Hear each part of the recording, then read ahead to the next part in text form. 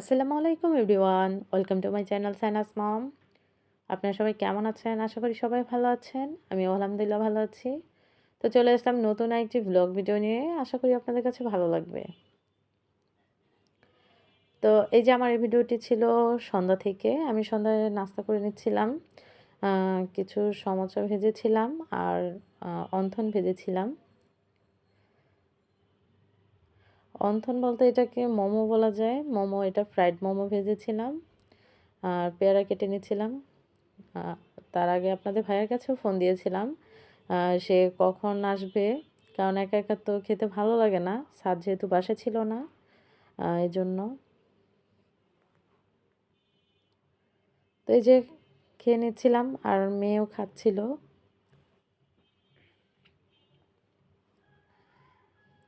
তারপর খাওয়ার কিছুক্ষণ পরেই আপনাদের ভাইয়া চলে আসছে। আর আসার সময় যে এগুলো নিয়ে আসছে আর আনার সাথে, সাথে দেখেন আমার মেয়ে কী করেছে, এগুলো একেবারে প্যাকেটগুলো খুলে এক্কেবারে তছনছ করে ফেলছে, এক কথায় যেটা বলে। তো যাই হোক, এই যে দেখেন আপনাদের ভাইয়া এই যে রুটিও নিয়ে আসছে, সাথে করে নুডলস নিয়ে আসছে। তো এই রুটিটা একদম ভালো ছিল না। আর নিয়ে আসছিল এই যে মোহনচাঁদ থেকে কিছু মিষ্টি। যেহেতু সাদ বাসায় নেই, আমি আর আপনার ভাই এই বাসায় শুধু একা। তো সেরকম তো আর দুইজনের মিষ্টি খাওয়া হয় না। তো মিষ্টি আমি খাওয়ার পরে ভিডিওটা করেছি। মিষ্টি কিন্তু অলরেডি এখান থেকে কিছুটা খাওয়া হয়ে গিয়েছে, অল্প করে নিয়ে এসেছে। যেহেতু মানুষ দুইজন, খাওয়া হয় না সেরকম, নষ্ট হয়ে ফালানি যায় আর কি। তো আপনার ভাই আসার পর তাকেও কিছু ভেজে দিলাম। তো এই যে সকালবেলা, পরের দিন সকালবেলা শুরু করলাম ভিডিওটি আবার। তো এই যে ব্রেড যখন মেয়েকে ঘুম থেকে উঠে খাওয়াচ্ছিলাম, তখন এই যে আপনাদের সাথে একটু শেয়ার করে নিলাম। এই যে ব্রেডটা এনেছিল আগের দিন রাত্রে, ব্রেডটা একদমই ভালো ছিল না।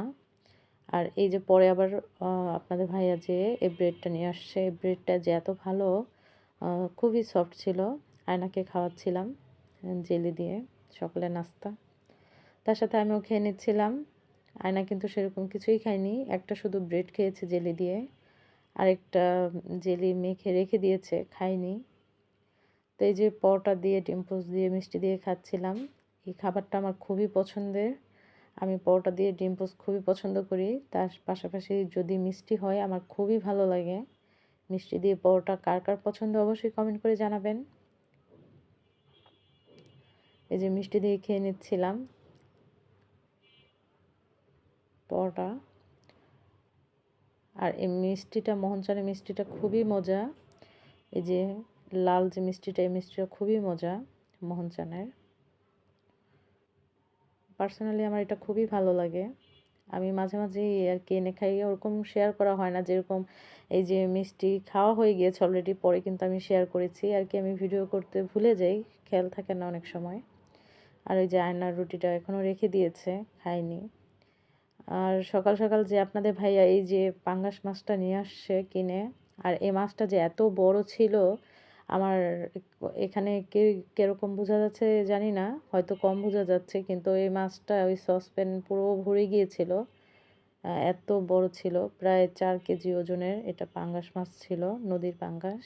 তো আমি এই যে পরের দিন সকালে যখন এই যে রান্না করছিলাম, তখন সাদ আসবে। সাদ এই মাছ খুবই পছন্দ করে। সাথে আম্মু আসবে। যেহেতু ফ্রেশ ছিল মাছটা, সাথে সাথে আমি রান্না করছিলাম ফ্রিজে না রেখে। কিছুটা রান্না করে নিচ্ছিলাম আর কি। তো এই যে সুন্দর করে ধুয়ে হলুদ মরিচ দিয়ে মেখে আমি মাছটা ভেজে নেব সুন্দর করে।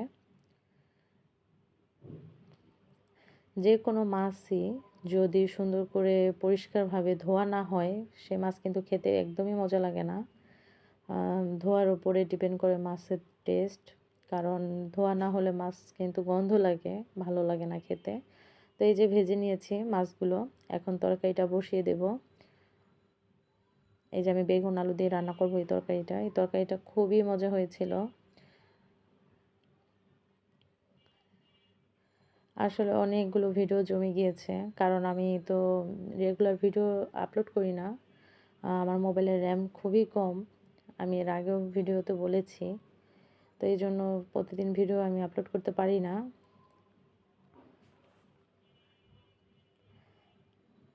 তো এই জন্য অনেকগুলো ভিডিও জমে গিয়েছে। তো চেষ্টা করছি আর কি সিরিয়াল মেনটেন করে ভিডিওগুলো আপলোড করার জন্য। তো এই যে তরকারিটা বসিয়ে দিয়েছি। আর এই তরকারিটা খেতে খুবই টেস্টি হয়েছিল, যেহেতু তাজা মাছটা আনার সাথে সাথে আমি রান্না করেছি ফ্রিজে না রেখে। যতটুক লাগবে ততটুকু আর কি রান্না করেছি, আর বাকি অংশটা আমি ফ্রিজে রেখেছি। তো এই যে তরকারিটা কষানোর জন্য মশলা দিয়ে দিলাম। আর আমি আর কি বড় মতোই মশলাটা অনেকক্ষণ টাইম নিয়ে কষাই। তো যতক্ষণ টাইম নিয়ে আমি মশলাটা কষাই ততক্ষণ যদি ভিডিওটা অন করে রাখি তাহলে কিন্তু ভিডিওটা অনেক বড় হয়ে যাবে। তারপর আমি যথেষ্ট চেষ্টা করেছি ভিডিওটা কাট সেট করে ছোট করার জন্য। তারপরেও কিন্তু আমার ভিডিওটা অলরেডি অনেক বড় হয়ে গিয়েছে। যেহেতু ভিডিও অনেকগুলো জমে গিয়েছে, সিরিয়াল মেনটেন করে যখন আমি ভিডিও আপলোড করি তাহলে আমার আর কি খুবই হয়ে যায়, ভিডিওগুলো বড় হয়ে যায়। তো যাই হোক, এই যে কষ্ট করে আপনি একটু দেখে নেবেন। এই যে মশলা কষিয়ে নিচ্ছিলাম সুন্দর করে।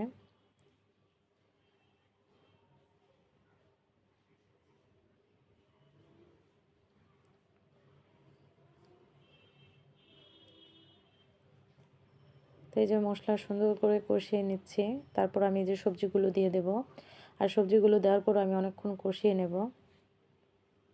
আর এই ভিডিওটা আমার সকাল থেকে পুরো সারাদিন রাত পর্যন্ত আমি ভিডিওটা কন্টিনিউ করেছি আর কি, রান্না থেকে, তারপর বিকেলের নাস্তা থেকে এবং রাত্রেবেলা কী আইটেম ভেজেছি বা রান্না করেছি সেটাও দেখিয়েব এই ভিডিওর মাধ্যমে।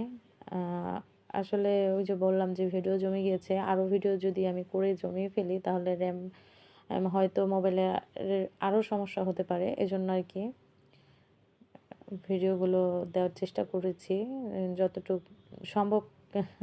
এডিটিংয়ের সময় কাট করে নিয়েছি ভিডিওগুলো। তো যাই হোক, এই যে সুন্দর করে কষিয়ে নিলাম, তারপর পানি দিয়ে দিলাম কষানোর পর।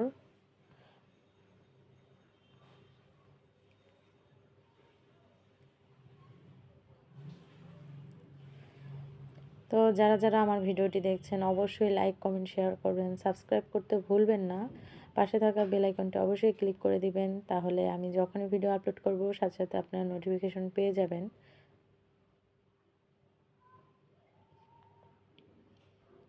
সামনে কিন্তু আরও সুন্দর সুন্দর ভিডিও আসতে চলেছে।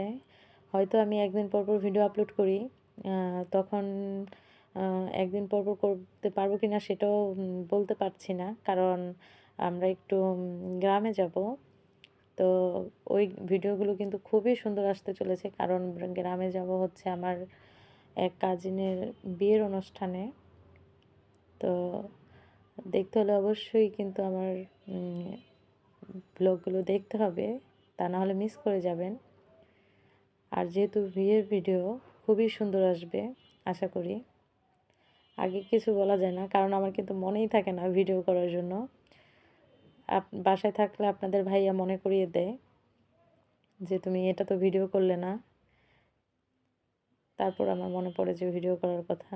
তো যাই হোক, এই যে আমি কিন্তু রান্নাটা অলমোস্ট হয়ে আসছে। আমি কিন্তু এখানে যে হাতে বানানো যে মশলাটা সেটা কিন্তু আমি দিয়ে দিয়েছি, শাক বাটা যেটা, সেটা দিয়ে এই যে তরকারিটা একটু সুন্দর করে, যেহেতু মাছ পরিমাণে বেশি এই প্যানে, অনেকগুলো মাছ ছিল, আমি অনেকগুলো মাছই রান্না করেছি একসাথে।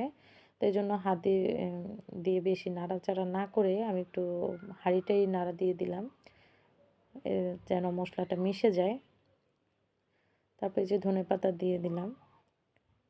আর এই তরকারিটা কিন্তু খুবই টেস্টি হয়েছিল। আর মাছটাও কোনো রকমের কোনো গন্ধ ছিল না। অনেক পাঙ্গাস মাছে কিন্তু গন্ধ হয়, কিন্তু এটা সত্যিই নদীর পাঙ্গাস ছিল। আর অনেক বড় সাইজের ছিল, একটুও গন্ধ ছিল না। তো এই যে তারপর বিকেল দিকে, বিকেল বলা যাবে না, এটা হচ্ছে রাত প্রায় 10:45টার দিকে। বিকেলবেলা আমরা এমনি নাস্তা টাস্তা করেছিলাম, কিন্তু এই যে আমার ছেলের তো বাসায় আসার পর বায়না শেষ নেই, একটার পর একটা বায়না করেই যাচ্ছে। সে তখন রাত প্রায় 10:45 বাজে আমাকে বলছে যে এই অন্থন খাবে। তো এই যে অন্থনের জন্য বানিয়ে দিয়েছিলাম। তো অন্থনটা খুবই মজা হয়েছিল। আর তার সাথে এই যে আপনাদের ভাই আসার সময় যে কুমড়োর ফুল নিয়ে আসছিল এটা ভেজে খাওয়ার জন্য। তো তো এটাও ভেজেছিলাম। তো আমি কিভাবে ভেজেছি, এটা কিভাবে পরিষ্কার করে নিয়েছি সেটাই আপনাদের সাথে এই যে শেয়ার করে নিচ্ছি।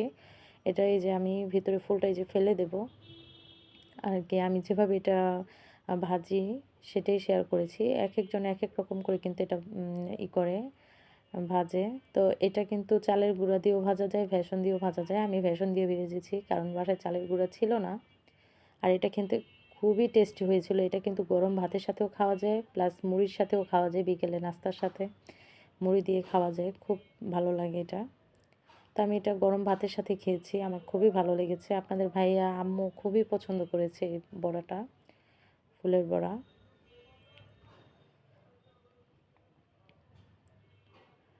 তো এই যে বেসনের সাথে আমি একটু মরিচের গুঁড়ো দিয়ে দিলাম, কারণ কালারটাও সুন্দর আসবে আর টেস্টটাও একটু ভালো আসবে, ঝাল ঝাল যেন আসে। লবণ দিয়ে তারপর পরিমাণ মতো পানি দিয়ে সুন্দর করে মেখে নিলাম। আর এই যে ব্যাটারটা কী পরিমাণের ঘনত্ব হবে দেখিয়ে দিচ্ছি। আর এরকম প্রসেসিংয়ে যদি আপনারা ভেজে খান তাহলে কিন্তু এটা খেতে খুবই টেস্টি হবে ইনশাল্লাহ, কারণ আমার কাছে খুবই ভালো লেগেছে পার্সোনালি। তো আমার ভিডিওটি যদি ভালো লেগে থাকে অবশ্যই লাইক কমেন্ট শেয়ার করবেন, সাবস্ক্রাইব করতে ভুলবেন না। পাশে থাকা বেল আইকনটি অবশ্যই ক্লিক করে দিবেন, তাহলে আমি যখনই ভিডিও আপলোড করব আপনার সাথে সাথে নোটিফিকেশন পেয়ে যাবেন। তো আজকের মতো এ পর্যন্তই। আল্লাহ হাফেজ।